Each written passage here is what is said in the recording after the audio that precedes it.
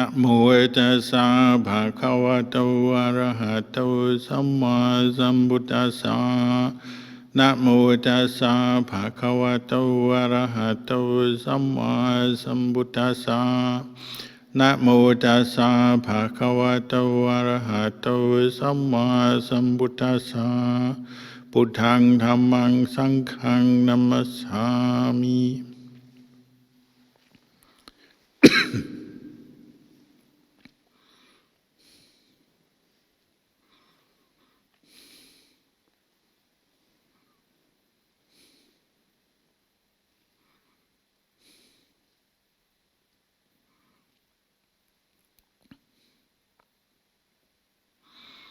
Blessings. Good evening to you all.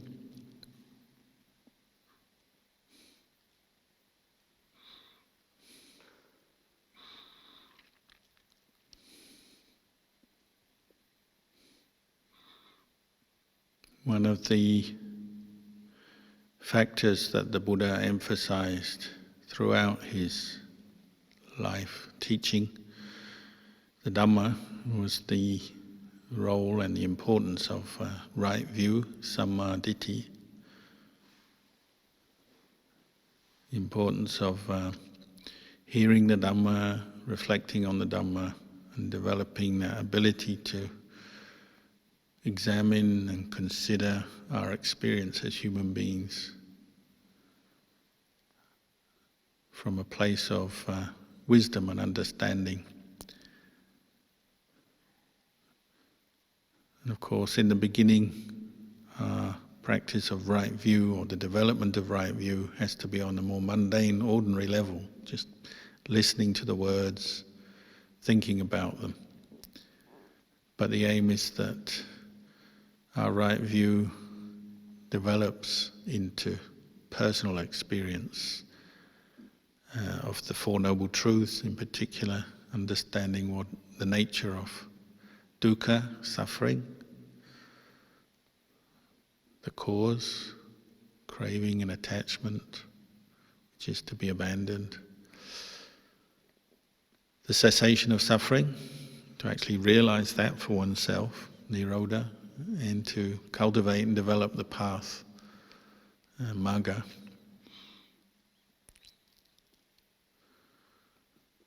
But in the beginning we receive the teachings, so we compare them to a lamp or a torch shining the path, illuminating the path through the tangled mesh of all kinds of different views and belief systems that people have in the world. In the Buddha we call the lokavidu, the knower of the worlds, because his wisdom faculty is so sharp, clear. There's really no delusion for the Buddha in the way he experienced the world, meaning the way he experienced his own mind and body from moment to moment through his life. That's part of the enlightenment experience. The mind just sees and knows the way things are as they are, without delusion, without bias, without attachment or clinging, and therefore without suffering. So living in the world, the Buddha understands the world and is unattached to the world, but he's still living in the world.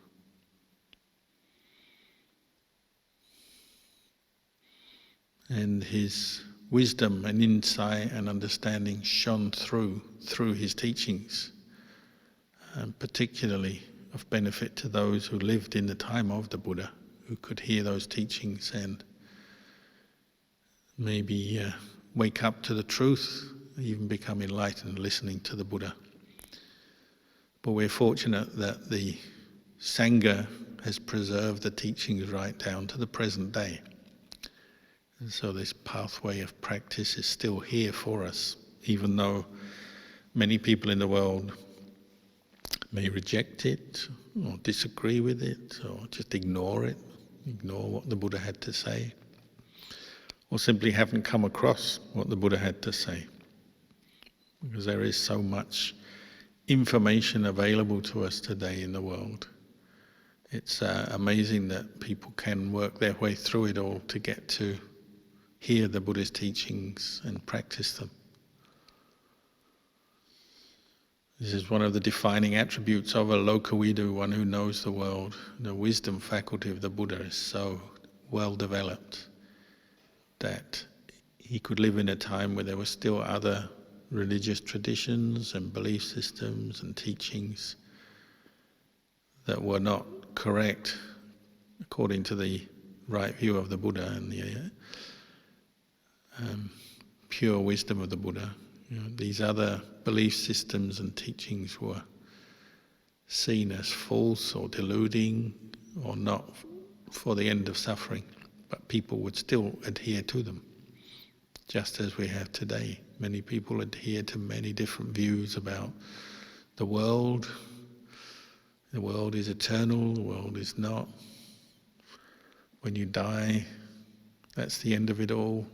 Birth is just random. Karma doesn't exist. Those, just as in the time of the Buddha, those kind of views are still around today. But the more one listens to the Dhamma, reflects on it, contemplates it, and then practices it, and the Dhamma is to be practiced, generally people, having practiced the Dhamma, have more and more appreciation for the wisdom of the Buddha and more find it easier to accept the teachings of the Buddha, even if they haven't yet fully had direct experience of what the Buddha pointed to. When you look at the Buddha's teachings on right view, it began very simply with things like, there is such a thing as a mother and a father. It's referring to the importance of our relationship to our parents in life, whether we like it or not, whether we like them or not. And so in different cultures, particularly non-Buddhist, sort of scientific Western cultures, sometimes the role of parents is sidestepped, or people often talk about how they have problems with their parents, disagreements, unhappiness, unhappy relationships with their parents. That may be true, but the Buddha pointed out, whatever the case, the role our parents play in our life, giving birth to us, bringing us up, bringing us into the world, is such a special gift that we've received, and they've played such a special role in bringing us into the world, even if they have their own faults and imperfections in their behavior. It's something we have to acknowledge. So this is the Buddha's explanation of right view or wisdom, opening up, recognizing the role our parents have played and appreciating that. Otherwise we wouldn't be here. With no parents, there'd be no us. So then, of course, to turn against one's parents is a very powerful negative karma. To ignore them, to treat them without any value, or even to turn against them with aggression, aversion, is a very powerful negative karma. And the teachings encourage us to be, however much we have different views, beliefs from our parents, but just to accept that the role they played in bringing us into the role is a very special kind of good karma. And the teaching on karma is another part of basic right view. There is such a thing as karma, in the sense our actions do have consequences. Our actions of body, speech and mind have consequences. Good karma, good intention, skillful or good actions, good results. Unskillful, bad intention, bad results, suffering. Of course, the Buddha didn't encourage us just to blindly accept these kind of teachings, but they're vehicles for understanding the truth, the nature of our life better, and all coming from a place of wisdom and compassion. He was encouraging us to reflect on these simple truths to give us a means to live our lives better, to improve our minds, improve our lives, and free ourselves from suffering, and to help other people as well.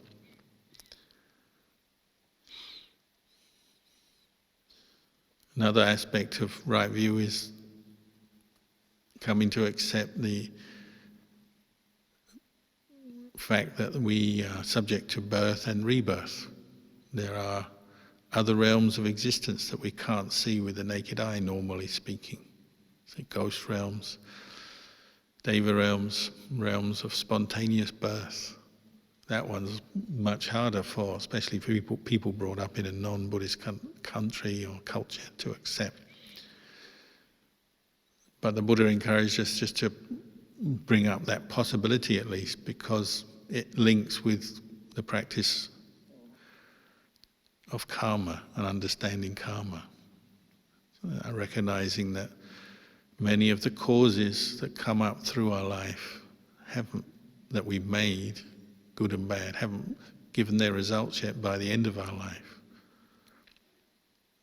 So this is what generates rebirth, according to the kind of karma we've made through our life. So earlier we dedicated our chanting to a very senior monk in Bangkok who passed away this week, Somdet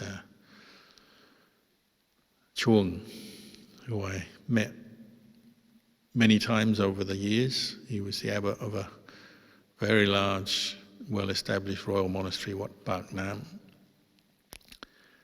in south of Bangkok, and very well respected and loved by many Sangha and laity in Thailand. He passed away, and one of our teachers quietly told the monks, so I'm not sure if I should be telling you, but just pass it on anyway. He said he's been reborn in a Brahma realm. So not an arahant, but somebody with a very pure and refined state of mind, so reborn as a Brahma. Of course, if you haven't yet contemplated the teachings on karma, you may not accept that, or just think it's superstition, or you have to just put that comment aside then.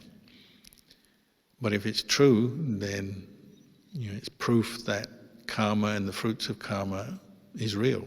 It affects us. So somebody who's done a lot of good through their life, particularly helped many people, helped the Sangha, taught the Dhamma, practiced meditation, learnt to free their mind from the mental hindrances. It does bear fruit, even if they have not reached Nibbana yet. When they die, they may be reborn in a very good place.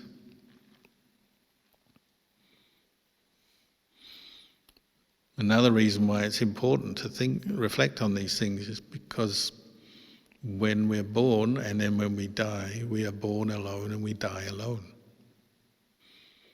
You may say, well, I'm not alone when I was born. My mother was there, and there was maybe doctors and nurses or the midwife, family around. Well, yes, true, but when you're conceived and you're in your mother's womb, you're alone. And it's squashed and it's suffering. Don't be under any illusions. The Buddha taught birth is suffering. You stay in a mother's womb, it's suffering. But you're born alone. Come into this form, this human form alone. Your consciousness enters it alone. And one of the sufferings of a baby is you don't yet understand things. So even though your mother loves you, you don't fully understand what's going on. So babies cry a lot. And they're uncomfortable and they cry a lot and they can't communicate well. And when we die alone. And nobody dies with you, even if you died at the same time as someone else, maybe in an accident or for some reason. You're dying alone, your consciousness leaves the body alone. Mostly people do die on their own, whether it's in hospital or at home, maybe have family, friends around, doctors, nurses around, but the actual experience for that person, you're on your own, aren't you? The pain you feel at death, or the emotions that come up, the thoughts that go through your mind, the mental states of happiness or suffering, you're experiencing them alone, even though you have the support of others. This is another reflection on karma, isn't it? We make karma alone through our life, even though we are influenced by other people and we do many things together with others, good and bad. The actual karma and the karma we make, and the one who receives the fruits of that karma is us, an individual. If you experience anger, you experience that.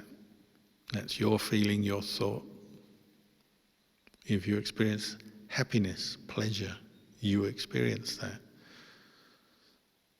We can't actually be sure what other people feel and experience through our life. We can guess, and the more mindfulness and wisdom we practice, we may become more sensitive to others and be much clearer on how other people are experiencing their life. But we'll never know actually for sure, because it's their personal experience.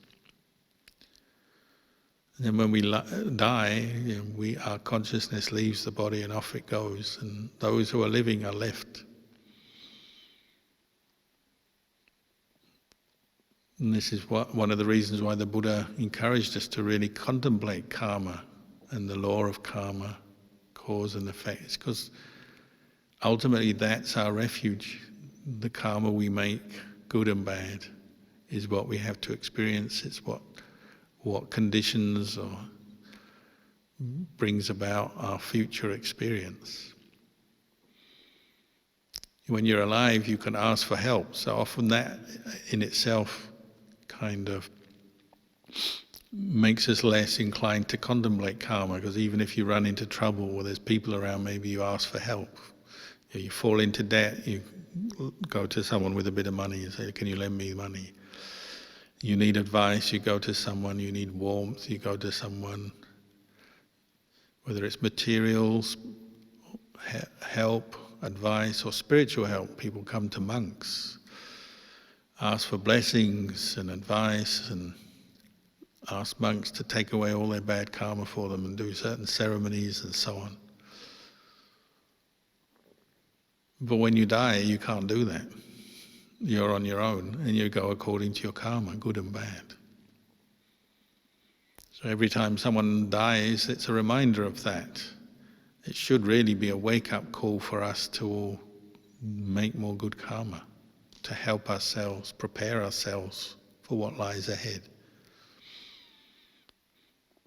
When well-practiced monks and nuns die, we can... people often ask, well, what do you do? Do you share merit with them? Well, you can. You can dedicate the goodness of your actions to that monk or that nun. It's out of gratitude and appreciation for their life. But also we can practice appreciation, or what we call mudita citta. Maybe the monk or nun has already achieved a good rebirth due to the power of their good karma when they die. Maybe it's instant. As soon as they die, their mind is already so well developed, they're just reborn in that realm straight away.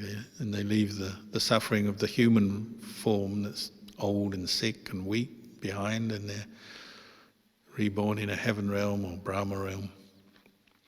So they don't really need merit from us, but we can still dedicate our good actions to their memory, following their teachings, following their good example. And we can remember them with gratitude and appreciation.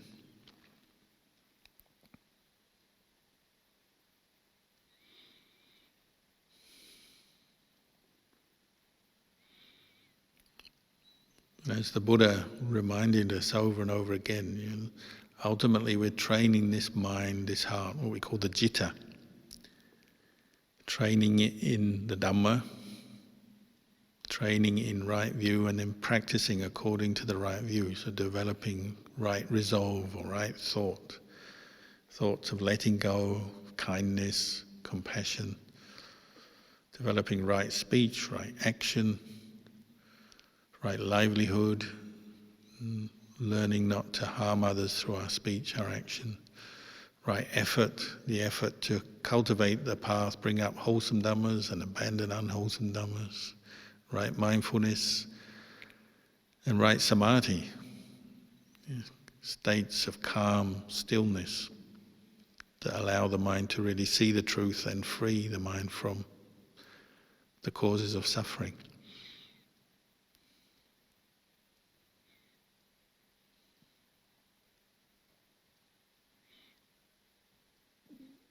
Right view leads directly onto these other factors of the path.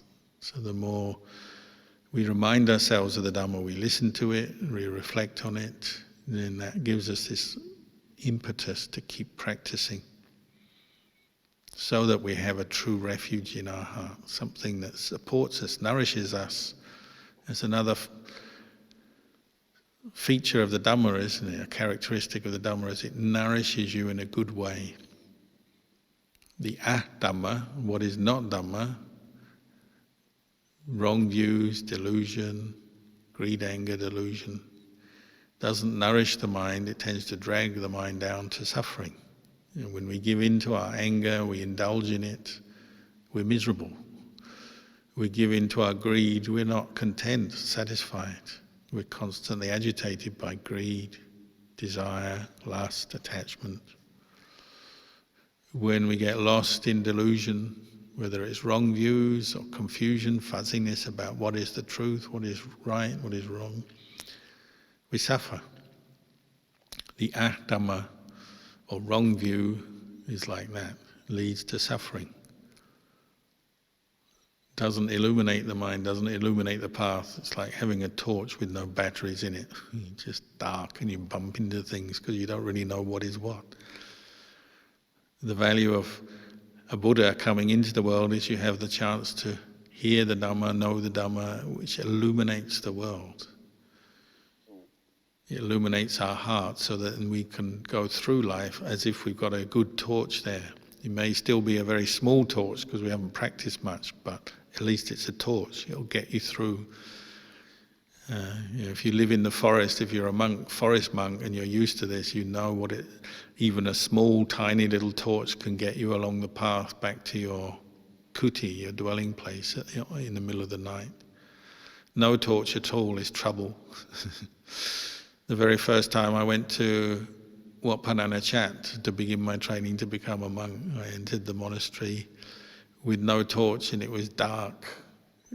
We got a lift. I was with a friend and we got a lift from two very kind policemen from Ubon who met us and worked out that we were heading for Wat Nanachat even though we didn't speak Thai, and they took us there on the back of their motorbikes, dropped us at the gate of the monastery, and by the time they'd driven off it was just coming dark because you get very quick dusk in Thailand. So as we walked into the forest, we couldn't see anything. In those days there was no electricity, we didn't have a torch, so we were just walking along, bumping into trees, tripping over roots. Before we found a kuti with a light in it, we went through a lot of discomfort, bumps and bruises and scratches in the forest, treading on ants and getting bitten, all kinds of things. Luckily we didn't get bitten by a snake. If we'd had a torch, we probably would have got in there in much smoother way without bumping into so many things. It's the difference between right view and wrong view. Right view illuminates your path. So it helps you to see and know what is right and what's conducive to the Dhamma arising in your heart, what leads to mindfulness, what leads to wisdom and insight. And these qualities nourish the heart. So as wisdom arises, that's why you notice things like the importance of your parents, your relationship to your parents, because your heart opens to the truth, and the truth nourishes other skillful thoughts, skillful karma. So recognizing the goodness of your parents, the goodness of teachers and samanas. Another factor in right view, the Buddha said, recognizing and respecting samanas, those who have renounced the world to practice the Dhamma for enlightenment. Imagine a world with no samanas. Again, it'd be like walking in the forest without any torch batteries or no torch. If there's no samanas, no teachers, maybe all that's left is Buddhism in books, which is better than nothing, but it's not the same as having living teachers. So respect for samanas, and that nourishes and leads on to so many good things, doesn't it? As part of right view, leads on to seeing the importance of supporting Sangha and making offerings, practicing generosity, dana, towards Sangha, respecting Sangha, listening to their words, respecting the example of Sangha. It nourishes many other wholesome qualities when you have right view in this way. One thing leads to another in a good way. Illuminating the mind, the mind becomes brighter, so we see things more clearly. We see what is a wholesome thought and what is an unwholesome thought. And the benefit of developing and cultivating skillful, wholesome thoughts, keeping them in mind and cultivating them, and see all the suffering that comes when we hold on to the more negative thoughts through our stubbornness or our delusion, our anger, our conceit, jealousy. When we get caught into wrong view, we suffer. Right view leads on to developing the qualities that help to nourish the mind so that we do have the motivation to let go. Right view leads to you get a constant source of insight and wisdom coming up. So when you face problems in your day, in your life, it's throwing up maybe some reflections or solutions or giving you some of the right, helping you to make wise and right choices that help you when you're facing problems, suffering. And maybe you're angry, your right view says, calm your mind, bring up the mindfulness, restrain the anger so you don't act in anger. So right view might be a thought, walk away, calm down. Then you can see those angry thoughts as suffering and let them go because you become more calm. Right view might say, go and meditate. Your own mind might say, go and meditate, don't talk, don't do anything while you're so angry or upset, depending on what's happened. Or right view might say, this thing that's happened, there's nothing you can do about it. It's just the way it is. A lot of our suffering in life is just part of the world. The nature of the world is imperfect. It's dukkha. Things change. Things don't go the way we want all the time. We don't get every desire fulfilled, every wish fulfilled in life. So sometimes we need right view to remind us of that, to accept something that there's really nothing we can do about. So you get ill. Right view says this is unpleasant, of course, but you have to accept once you're ill, it'll take time to recover. Even when you seek treatment, you rest, it won't just disappear overnight maybe. So right view is reminding you of that fact, to accept it and not to complain or get upset about it. So right view is often the voice of Dhamma in your mind, telling you the right thing to do, bringing up the right attitude, the right resolve. So it leads directly on to what we call right resolve, samma sankappa. The resolve of letting go when you don't have some pleasure that you want, or the pleasures you have, the comforts and conveniences you have, they don't always last, do they? They change on you, they end. Right resolve is let it go, accept the fact that it's impermanent. Or bringing up the metta or the karuna, the metta and the compassion, the goodwill, the compassion when you're annoyed with yourself or someone else, or you're upset because you're ill, you can't do what you want to do, you've got pain in the body, tiredness. When you bring up metta, you can cope with it much better. If you have an attitude of goodwill to yourself, letting go, forgiveness, then you can cope with it better. If you just hold on to your anger or your complaining mind when you're ill, it just makes your life miserable, doesn't it? Often we take it out on others. We blame the healthcare people, the doctors and nurses for not looking after us well enough. Blame them because they're not fixing this problem that we're facing. We lose our metta and we take it out on the people who care for us, maybe. With right view, though, you learn to be patient with, if that's your problem, you're ill, and then develop some kindness and appreciation for the people who are caring for you. So right view leads on to right resolve, and it nourishes the mind in the right way at a time when we're facing suffering. Without right view, we can do anything. If we're angry, we can be very destructive and hurt others through our words and our deeds. We're not reflecting on karma, so we don't have any restraint. When you have wrong view, maybe you say, I don't care, I don't believe in karma. What did karma ever do for me? I've had all these problems in my life. Some people are like that. They say, I've done all these good things and look, it never helped me. Or maybe they see someone else and tell them, look at all the good you've done, it hasn't helped you, you're still getting ill, or people still cheat you or hurt you in one way or another. That's forgetting right view, isn't it? So right view is also supported by the practice of mindfulness, paying attention to what's going on, paying attention to what you're thinking and believing in any one moment, and bringing your mind back to reflecting on the Dhamma and right view. As your mindfulness improves and you learn to pay attention more to your own mind and what you think, what you believe in, then right view improves and your understanding, your wisdom improves. So all the different factors of the path support each other, they nourish each other.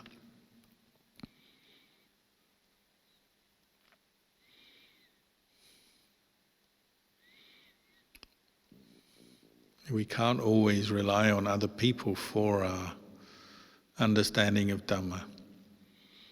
Ajahn Chah used to understand this point very well. He'd always encourage the monks to really practice until they knew for themselves.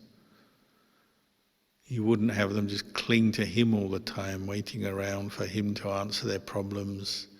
Sometimes monks would ask him a question and he wouldn't answer, just go away and meditate for yourself and find out your own answer. Very direct teaching. He often would frustrate people, and they want one thing from him, and he'd give them something totally different. Sometimes lay people would come and they want a blessing, and he'd just point out where they're going wrong in their thinking or their faults in their behaviour, rather than just giving a blessing to soothe them. He'd give them a teaching that pointed out what they were doing wrong in their life. Or the monks would want some explanation of Dhamma, and he'd just say, go away and meditate sometimes. It all depended on who the person was, what the situation was.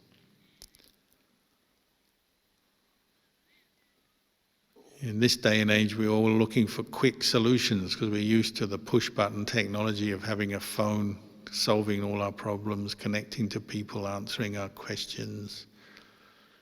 And we bring that attitude even into the Dhamma, don't we? We want quick answers, quick solutions, so we can move on and do the next thing. We're constantly caught up into craving and we don't even see it. So sometimes teachers, whether it's the Buddha, Ajahn Chah, or teachers, they make us go away and contemplate to bring up us our own right view, our own understanding, which in the long run is going to be more useful for us. When you die, you don't have the push-button technology to help you anymore, do you? You don't take your mobile phone with you, even though they put them in people's coffins, wishing them to have the best smartphone in their new life. They buy the latest brand of iPhone or whatever it is to put it in the coffin so they can have the best phone next life. Well, it doesn't work like that, does it? Once you're dead, that phone can't help you. What helps you is good and bad karma that you've developed through your life. If you develop some wisdom and right view through your life, well, you've got a source of understanding there that you can turn to when you face difficulty. When the power on your phone runs out, you've still got right view in your mind if you've developed it. It's a better source of knowledge for you. Right view leads directly onto right knowledge and vision, what we call samma jnana dassana. Right knowledge and vision of the way things are, and that's ultimately what removes suffering from your mind, doesn't it? It leads to the cessation of suffering when you can see and understand all formations are impermanent. Sabbe sankhara anicca. Physical formations are impermanent, subject to change. Mental formations are impermanent, subject to change. And what does that mean? It's something to contemplate, isn't it? It's contemplate the changing nature of your physical body, the physical world around us. Contemplate the changing nature of your mind, the fact that you can't sustain excited, pleasurable states of mind all the time. The highs in life, they may be enjoyable when they're there, but they fade, they pass. They're not there all the time. Endlessly looking for the next high won't bring you to lasting peace or happiness.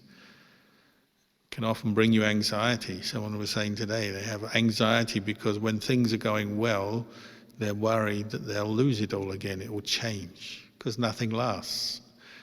Especially in this era of COVID, with constantly changing social conditions, government rules and regulations, what you can do and can't, and the economy is changing, and all kinds of things are changing very rapidly and beyond our control. People have all this anxiety because whatever good they have achieved and happiness they've achieved, they're not sure they'll keep it. But that's the way things are. The one who knows the world, the mind of the Buddha, knows that things are impermanent and subject to change. And you can still enjoy the pleasures of life, but they don't last, and you have to know that and be ready for that. The right view nourishes you and helps you at that moment when you're experiencing some bliss, even the bliss of meditation. You're aware it will change. Meditation is a conditioned state. So you practice meditation, let go of your worries, experience some peace, physical happiness, mental happiness, and that's good and it's correct. But it's also subject to change. What's subject to change is not self. So if we grasp and identify with the happiness that comes from our practice, then we still suffer because it's not self and we can't own it and control it all the time. It doesn't mean to say we stop doing good or making good karma or practicing what the Buddha taught. It just means our attitude is refining and maturing as we practice, so we know, this is good, but it's still subject to causes and conditions. It's not really me or a self. The mind of wrong view, unenlightened mind, is always taking everything as self, taking it personally. So if something good happens, that's me, I'm good, my life is good. But when it changes, then my life is bad, it's down. So our mind is always experiencing this sense of up and down, in and out of happiness, in and out of suffering. Very unreliable, because there's not enough insight yet. Right view isn't established. But if we keep practicing, gradually this insight and right view develops. And we can see that karma is true. Good actions, good results. Bad actions, bad results. And we can see the changing nature of phenomena. Things go according to causes and conditions. So if the conditions are right, well, good things can come. But a different set of conditions will bring pain and unhappiness. And we can't change what we've done in the past, and that's another factor of understanding karma, isn't it? What you've said and done has been said, it's been done. You can't wipe the slate. You can't rewind the tape and blank it out. You have to accept what you've said and done. So some of it may be unskillful, mistakes are being made, unpleasant situations have been experienced perhaps through our own actions or those of others. But you can learn from the past, can't you? And that's good karma. Again, you can establish right view in the present moment, which is where we're making our new karma. And you reflect on what's been before, and you can see what was good and what was not good, and then you adjust your behavior so you can change for the better, little by little. Again, right view nourishes your mind in the right way, so you can grow in skillful qualities, what we call barami, patience and effort, generosity, kindness, equanimity, morality, renunciation. All the baramis grow when you have right view and you apply your mind to developing them in the present moment. You're making skillful, new, good karma. And that helps you to deal with your old karma when it comes up. You can't always predict when old karma will give its result, both good and bad. It can come out of the blue. People can help you out of the blue. Good things go well out of the blue. You get ill, but you get better again out of the blue. But then also things can go wrong out of the blue. Accidents happen, things go wrong, people don't like us, mistakes are made, and they bring their results to us. We have to accept that. But if you're constantly developing your mind in a good way, then you're preparing yourself for receiving old karma as it comes up. And it doesn't have to bother you too much.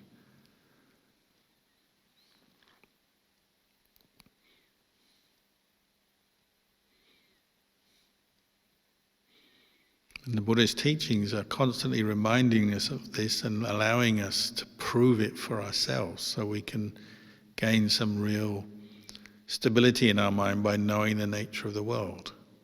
And you have to accept sometimes our old bad karma ripens and things go badly or there's obstructions. But if you set your mind in the right direction to continue to make good karma, keep practicing, developing mindfulness, wisdom, kindness, compassion, then you get through things, don't you? You don't take them too personally, you don't attach to them too strongly. You experience things and then you let go. And so your mind is constantly knowing the world and actually escaping from suffering. Even when painful experiences come up, we can escape from them through our practice.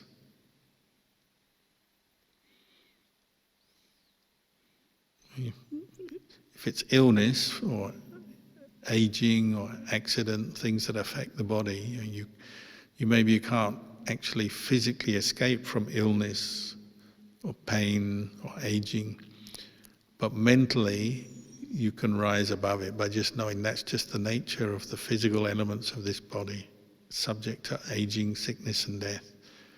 And the mind doesn't have to suffer with it. The mind is in a place of goodness, having developed the path. So you can be ill, but still have a mind full of kindness and compassion, full of gratitude and appreciation, full of mindfulness, full of insight into the impermanent nature of the body. You can have that. Or if we're not interested in the practice, well, something like illness or aging tends to drag the mind down. We identify with the body as self, identify with the painful feelings as self, the disappointments of not being able to do what we want, not getting what we want, and of course we can be very unhappy.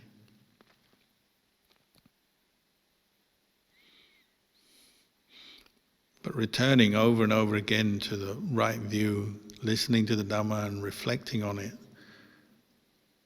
is like a constant source of strength of mind and also wisdom and understanding that leads on to making better choices and improving our life. And that's the purpose of the teaching. Is the Buddha was only teaching us to improve things for ourselves and then help others as well. He wasn't teaching us just to be blindly superstitious or just believe in things because he said or because some other teacher said. He actually encouraged us to practice and understand for ourselves. So it's like that time when the monks are listening to the Buddha explain about the Dhamma, the impermanent nature of the five khandhas, and Venerable Sariputta is there, and then there's a practitioner from another religious sect comes along and he's sitting, listening. And he wants to know how the Buddha teaches and how his devotees, his disciples treat him. And in some religions, your duty is just to believe the teacher unquestioningly, follow the teacher, serve the teacher. Which, if it's a good teacher, well, that may help you. But if the teacher is wrong, then you're going to go wrong as well. This practitioner was sitting there listening to the Buddha. How does he do things? And at the end of his talk, the Buddha asked Venerable Sariputta, "Do you accept? Do you agree with what I've said?" And Venerable Sariputta, who is the wisest of all the Buddha's disciples, says, "No, I don't agree with what you've said." And this guy watching is astounded. How can that be? The wisest of all the Buddha's disciples doesn't agree with what his own teacher says. So the Buddha asked, "Well, why do you not agree?" And Venerable Sariputta said, "Well, I've got to take away what you've said, contemplate it, practice with it, until I have my own understanding, and then if my understanding from my own experience matches with what you said, then I'll agree and accept your words." And the Buddha said, "Correct, that's correct." So the Buddha didn't just encourage us to unquestioningly believe, right? That isn't right view. Right view is taking on principles, teachings, contemplating them, testing them out, see if they're correct. The Buddha, out of his deep, profound wisdom and compassion, he is trying to help us have our own refuge in our lives, so we are ready for everything, including the end of our lives, dying on our own, and what lies after that, giving us the best possible preparation, so we can be a refuge to ourselves. And we take refuge in Buddha, Dhamma, Sangha to begin with. That's an external refuge. We chant the words, we bow to the Buddha, we bow to teachers, we make offerings, we chant the verses of devotion, and that's correct in the beginning. But the idea is to draw those teachings into your heart until the Buddha, or the knowledge of the Buddha, or this quality of knowing the truth is established in your own heart. So we call that the Buddha within. There's the Buddha outside and the Buddha on the inside. And one who sees the Dhamma, understands the truth, understands karma, understands the Four Noble Truths, then they will see the Buddha. Because one who sees the Dhamma sees the Buddha. One who knows the Dhamma knows the Buddha. That's the aim of these teachings. Draw them in, practice with them until we really know and see for ourselves.